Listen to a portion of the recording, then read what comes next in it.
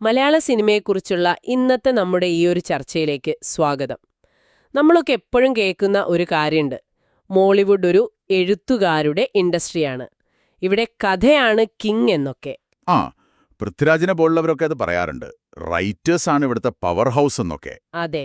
പക്ഷേ നിങ്ങളൊരു കഥയുമായി ഈ ഇൻഡസ്ട്രിയിലേക്ക് വരാൻ നോക്കുന്ന ഒരാളാണെങ്കിൽ അനുഭവം ചിലപ്പോൾ നേരെ തിരിച്ചായിരിക്കും അല്ലേ? അവസരത്തിന് വേണ്ടി നടന്ന് ചിലപ്പോൾ നിരാശയാവും ബാക്കി. എന്താണ് ഈ ഒരു വൈരുദ്ധ്യം? അതാണ് നമ്മളിന്ന് നോക്കുന്നത്. കിട്ടിയ റിപ്പോർട്ടുകളും ലേഖനങ്ങളും ഫോറം ഡിസ്കഷൻസും ഒക്കെ വെച്ച് എന്തുകൊണ്ട് ഈ പറയുന്ന പേരും പുതുമുഖങ്ങൾ, അതായത് നിങ്ങൾ നേരിടുന്ന യാഥാർത്ഥ്യവും തമ്മിൽ ഇത്ര വലിയൊരു ഗ്യാപ്പ്? എന്തൊക്കെയാണ് ശരിക്കുള്ള തടസ്സങ്ങൾ? ശരിയാണ്. അപ്പോ ആദ്യത്തെ കടമ്പ തന്നെ ഈ വാതിലൊന്ന് തുറന്നു കിട്ടുക എന്നതാണല്ലോ. അതെ അതെ. ഇപ്പൊ ഇമെയിൽ അയക്കാം, വെബ്സൈറ്റ് വഴി നോക്കാം, ഇതൊക്കെ വഴികളുണ്ട്. പക്ഷെ മിക്കപ്പോഴും ഒരു റെസ്പോൺസും ഉണ്ടാവില്ല. അല്ലെങ്കിൽ നേരെ അങ്ങ് നിരസിക്കും. അത് വല്ലാത്തൊരവസ്ഥയാണ്. ഒരു പ്രതീക്ഷയോടെ അയക്കുമ്പോൾ. അതെ. ശരിക്കും പറഞ്ഞാൽ ഈ ഒഫീഷ്യൽ വഴികളേക്കാൾ ഇവിടെ കൂടുതൽ നടക്കുന്നത് പേഴ്സണൽ കോണ്ടാക്ട്സ് ആണ്. നിങ്ങൾക്ക് വേണ്ടി ഒന്ന് സംസാരിക്കാൻ ഇൻഡസ്ട്രിയിൽ ഒരാളുണ്ടെങ്കിൽ കാര്യങ്ങൾ കുറച്ചുകൂടി എളുപ്പമാവും. ഓക്കെ. ചിലപ്പോൾ അസിസ്റ്റന്റ് ഡയറക്ടർമാർ വഴി, അല്ലെങ്കിൽ ചിലപ്പോൾ ആക്ടേഴ്സ് വഴി, അങ്ങനെയൊക്കെയാണ് പലപ്പോഴും ഒരു ചാൻസ് തെളിയുന്നത്. പിന്നെ IFFK പോലത്തെ ഫെസ്റ്റിവലുകൾ, നെറ്റ്വർക്കിങ്ങിന്. അതെ, ആളുകളെ കാണാനും പരിചയപ്പെടാനും പറ്റിയ സ്ഥലങ്ങളാണ്. പിന്നെ ഇവിടെ ശ്രദ്ധിക്കേണ്ട ഒരു കാര്യം എന്താ വെച്ചാൽ, പലപ്പോഴും ഡയറക്ടർക്കാണ് കൂടുതൽ ഒരു പവർ ഉള്ളത്. ഒരു പ്രൊഡ്യൂസറെ നേരിട്ട് കാണുന്നതിനേക്കാളും ഒരു ഡയറക്ടറെ കൊണ്ട് കഥ ഓക്കെ ആക്കിക്കുന്നതാണ് പലപ്പോഴും എളുപ്പം. അത് ശരി. കാരണം ഈ ഇൻഡസ്ട്രിയിൽ റിസ്ക് ഭയങ്കര കൂടുതലാണ്, സാമ്പത്തിക നഷ്ടം വരാനുള്ള സാധ്യത. അതുകൊണ്ട് പ്രൊഡ്യൂസർമാർക്ക് വിശ്വാസം ഭയങ്കര പ്രധാനപ്പെട്ടതാണ്. അവർക്കറിയുന്ന, വിശ്വസിക്കാൻ പറ്റുന്ന ആൾക്കാർ പറയുന്ന സ്ക്രിപ്റ്റുകൾക്ക് അതിനൊരു മുൻഗണന കിട്ടും. അപ്പോ ഈ ബന്ധങ്ങൾ, വിശ്വാസം എന്നൊക്കെ പറയുമ്പോ അത് പതിയെ സ്വജനപക്ഷപാതത്തിലേക്ക്, നെപ്പോട്ടിസത്തിലേക്ക് എത്തില്ലേ? നമ്മൾ കേൾക്കുന്നത് ബോളിവുഡ് പോലെയല്ല, കഴിവുണ്ടെങ്കിൽ ഇവിടെ നിൽക്കാൻ പറ്റൂ എന്നൊക്കെയാണ്. അതിലൊരു ശരിയുണ്ട്, കഴിവ് വേണം. പക്ഷേ കുടുംബ ബന്ധങ്ങൾ ഒരു സ്റ്റാർട്ടിംഗ് പോയിന്റിൽ വലിയൊരു അഡ്വാൻറ്റേജ് കൊടുക്കുന്നുണ്ട് എന്നുള്ളത് അത് സത്യമാണ്. അവർക്ക് എളുപ്പത്തിലൊരു എൻട്രി കിട്ടും. ഇനി ഒരു പടം പരാജയപ്പെട്ടാലും അവർക്ക് അടുത്ത അവസരം കിട്ടാനുള്ള സാധ്യത അത് പുറത്തുനിന്ന് വരുന്ന ഒരാളേക്കാൾ കൂടുതലാണ്. ശരിയാണ്. പ്രൊഡ്യൂസറുടെ സൈഡിൽ നിന്ന് നോക്കുമ്പോഴും അറിയുന്ന ഒരു ഫാമിലിയിലുള്ള ആളെ വെക്കുന്നത് ഒരു സേഫ്റ്റി കൂടിയാണ്. മീഡിയ അറ്റൻഷൻ കിട്ടാനും എളുപ്പമാണ്. അപ്പോൾ സ്വാഭാവികമായും ഇത് പുറത്തുനിന്ന് വരുന്ന നിങ്ങളുടെ ചാൻസുകളെ ബാധിക്കാം. അപ്പോ ശരി, ബന്ധങ്ങളൊന്നുമില്ലാത്ത ആള് ഒരു സ്ക്രിപ്റ്റുമായി ഒരു പ്രൊഡ്യൂസറെ കാണുന്നു. എന്താണ് അവർ പ്രധാനമായിട്ടും നോക്കുന്നത്? അവർക്ക് വേണ്ടത് ഒന്ന് മൗലികത, ഒറിജിനാലിറ്റി. പിന്നെ നമ്മുടെ നാടിന്റെ ഒരു ഫീലുള്ള കഥകൾ, കൾച്ചറൽ ഒത്തന്റിസിറ്റി എന്നൊക്കെ പറയില്ലേ? നമ്മുടെ തനിമ. അതെ, നിങ്ങളുടെ സ്വന്തം അനുഭവങ്ങൾ, അല്ലെങ്കിൽ നമുക്ക് മാത്രം അറിയാവുന്ന ചില ജീവിതങ്ങൾ. അങ്ങനെയുള്ള കഥകൾക്ക് നല്ല ഡിമാൻഡുണ്ട്.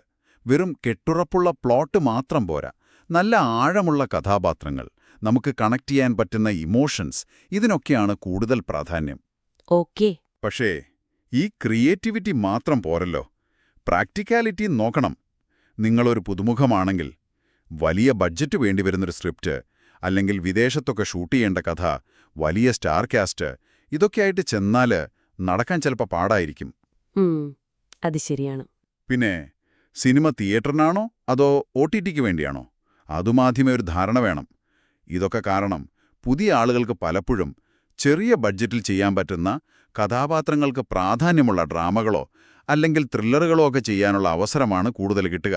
ഓ, ഇതൊക്കെ കഴിഞ്ഞ് സ്ക്രിപ്റ്റ് കൊടുത്താൽ തന്നെ അടുത്ത പേടി അത് വേറെ ആരേലും അടിച്ചു മാറ്റുമോ എന്നുള്ളതാണ്.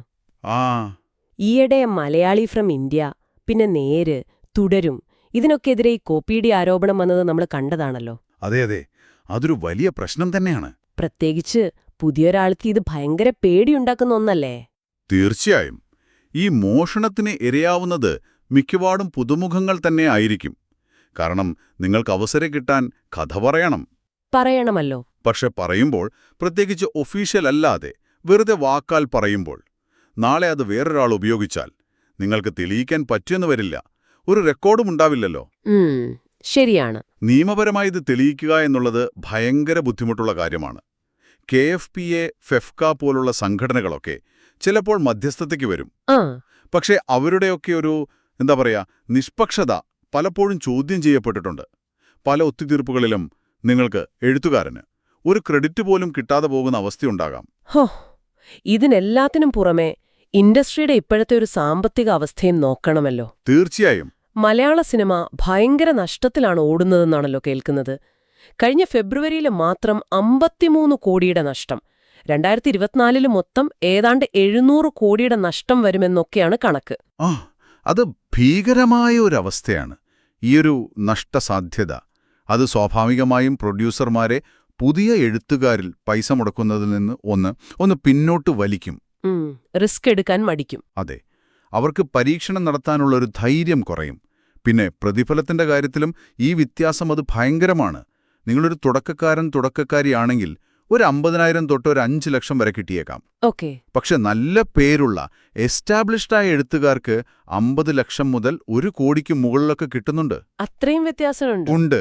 പിന്നെ സിനിമയുടെ ബഡ്ജറ്റിന്റെ ഒരു വലിയ ശതമാനം, ഏകദേശം 60% ഒക്കെ ചിലപ്പോൾ സ്റ്റാർസിന്റെ റെമ്യൂണറേഷനായിട്ട് പോവും. അപ്പോൾ പിന്നെ എഴുത്തുകാരനെ, നിങ്ങൾക്കുള്ള പ്രതിഫലത്തെയും അത് ബാധിക്കും. അപ്പോ ഇതാണ് ഈ മോളിവുഡിലെ ഒരു പാരഡോക്സ് അല്ലേ?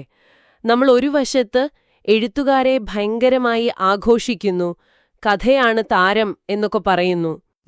പക്ഷെ മറുവശത്ത് നിങ്ങളെപ്പോലുള്ള പുതിയ എഴുത്തുകാർക്ക് മുന്നിൽ ഒരുപാട് മതിലുകളാണ്. അവസരം കിട്ടാനുള്ള പാട്, ഈ നെപ്പോട്ടിസത്തിന്റെ ഒരു നിഴല്, കഥ പോകുമോ എന്നുള്ള പേടി, പിന്നെ ഈ സാമ്പത്തിക പ്രശ്നങ്ങൾ. അതെ, ഈ വെല്ലുവിളികളൊക്കെ നേരിട്ട് ഒരു ചാൻസിന് വേണ്ടി നടക്കുമ്പോൾ നിങ്ങൾക്ക് തോന്നുന്ന ഒരു ഫ്രസ്ട്രേഷനും ഒരു മടുപ്പുമൊക്കെ അത് മനസ്സിലാക്കാവുന്നതേ ഉള്ളൂ. ശരിക്കും ഇതൊരു എളുപ്പമുള്ള യാത്രയല്ല. ഇനി നിങ്ങൾ തന്നെ ഒന്ന് ആലോചിച്ചു നോക്കൂ. ഇൻഡസ്ട്രിയിലെ ഈ സിസ്റ്റമിക് പ്രശ്നങ്ങളൊക്കെ ഇങ്ങനെ നിലനിൽക്കുമ്പോൾ എപ്പോഴെങ്കിലും കഴിവ് മാത്രം നോക്കി പുതിയ എഴുത്തുകാർക്ക് അവസരം കിട്ടുന്ന ഒരു കാലം ഇവിടെ വരുമോ? അതോ എപ്പോഴും ഈ വ്യക്തിബന്ധങ്ങൾ തന്നെ ആയിരിക്കുമോ കഴിവിനേക്കാളും വലുത്? നമ്മൾ ഇന്ന് ചർച്ച ചെയ്ത ഈ വിഷയങ്ങൾ, അതായത് നമ്മുടെ സിനിമാ വ്യവസായത്തിലെ വെല്ലുവിളികളും പുതിയ വഴികളും നിങ്ങൾക്ക് കൂടുതൽ ആഴത്തിൽ പഠിക്കണമെന്നുണ്ടോ? നിങ്ങളുടെ കഥകളെ ഒരു പുതിയ തലത്തിലേക്ക് എത്തിക്കാൻ AI ടൂളുകൾ എങ്ങനെ പ്രൊഫഷണലായി ഉപയോഗിക്കാമെന്നറിയാൻ താൽപ്പര്യമുണ്ടോ? എങ്കിൽ ഡോക്ടർ ഡെയിൻസ് AI സ്റ്റോറി ടെല്ലിംഗ് ലാബിലേക്ക് നിങ്ങളെ ഞങ്ങൾ ക്ഷണിക്കുകയാണ്. അദ്ദേഹം ഡെവലപ്പ് ചെയ്ത കസ്റ്റം AI ടൂളുകളും അദ്ദേഹത്തിന്റെ വ്യക്തിപരമായ മെന്റർഷിപ്പും ഉപയോഗിച്ച് നിങ്ങളുടെ തിരക്കഥകളെ ഒരു പ്രൊഫഷണൽ പിച്ച് പാക്കേജാക്കി മാറ്റാൻ ഡോക്ടർ ഡെയിൻ നിങ്ങളെ സഹായിക്കും. കൂടുതൽ വിവരങ്ങൾക്കും അടുത്ത ബാച്ചിനായുള്ള വെയിറ്റ് ലിസ്റ്റിൽ ചേരാനും ഈ പോഡ്കാസ്റ്റിന്റെ ഡിസ്ക്രിപ്ഷൻ ബോക്സ് നോക്കുക. അവിടെ ലിങ്ക് ലഭ്യമാണ്. നിങ്ങളുടെ കഥകൾക്ക് ഒരു പുതിയ ദിശാബോധം നൽകാൻ നമുക്കൊരുമിച്ച് പ്രവർത്തിക്കാം. നന്ദി.